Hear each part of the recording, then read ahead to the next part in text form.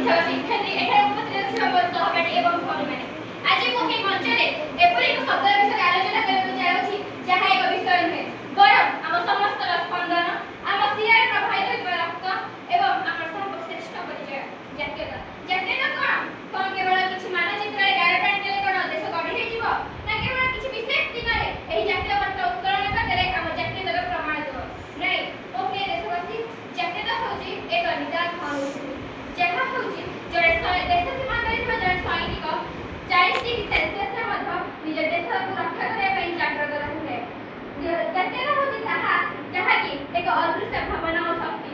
ବିଦେଶୀ ମାଟିରେ ଆମ ଗର୍ବର ତିରଙ୍ଗାକୁ ଦେଖିଲେ ଆମ ଆଖିରେ ଲୁହ ଆସିଯାଏ ଏବଂ ଆମ ଛାତିକୁ ଗର୍ବରେ ଚଉଡ଼ା କରିଦିଏ।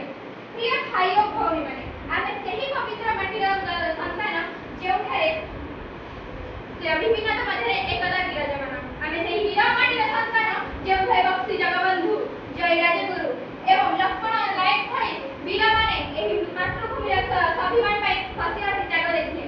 ଆଜି ମଧ୍ୟ ଆମ ରକ୍ତରେ ନେତାଜୀ ସୁଭାଷ ଚନ୍ଦ୍ର ବୋଷଙ୍କର ସେହି ଭାଷଣ ପ୍ରତିଧ୍ୱନିତ କରୁଛି, ତୁମେ ମୋତେ ରକ୍ତ ଦିଅ, ମୁଁ ତୁମକୁ ସ୍ୱାଧୀନତା ଦେବି।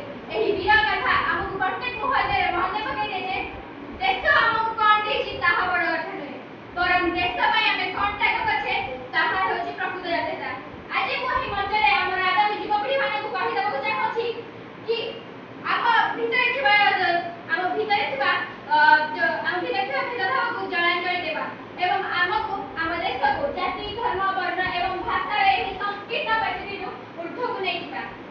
ଯେତେବେଳେ ମୁଁ କଥା ଉଠେଇଥିଲି ସୈନିକମାନଙ୍କ ଉପରେ, ତମମାନଙ୍କ ଚିନ୍ତାଧାରା ଥିବ କେବଳ ସୈନିକ ହିଁ ଆମ ଜାତୀୟତାକୁ ରକ୍ଷା କରୁଛନ୍ତି, ତାହା ନୁହେଁ। ଯେତେବେଳେ ଜଣେ କୃଷକ ନିଜ ଝାଳ ବୁହ ପରିଶ୍ରମରେ ଆମକୁ ଅନ୍ନ ଦେଇଥାଏ, ଯେତେବେଳେ ଜଣେ ଶିକ୍ଷକ ନିଜର ଦକ୍ଷତା ଅନୁସାରେ ଆମ ଆଗାମୀ ପିଢ଼ିଙ୍କର ଭବିଷ୍ୟତ ଗଢ଼ିଥାଏ, ଯେତେବେଳେ ଜଣେ ଶ୍ରମିକ ନିଜର ନିଷ୍ଠା ସହିତ ଦେଶ ଗଢ଼ିଥାଏ ଏବଂ ଜଣେ ଛାତ୍ର ସତ୍ୟ ଓ ଜ୍ଞାନର ପଥରେ ଚାଲିଥାଏ, ସେତେବେଳେ ହିଁ ଜାତୀୟତାର ପ୍ରମାଣ ମିଳିଥାଏ।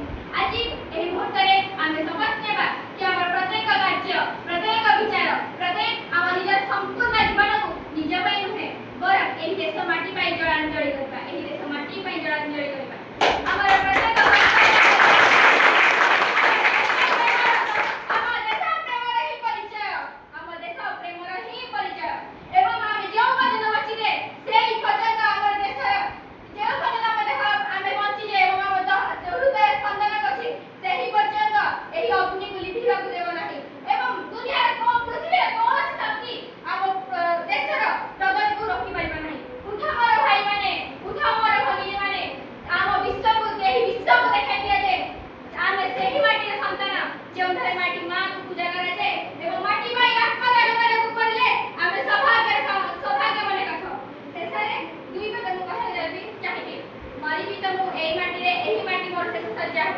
मरी भी तो ଏହି ମାଟିରେ ଏହି ମାଟି ମୋର ଶେଷ ଶଯ୍ୟା ହେବ।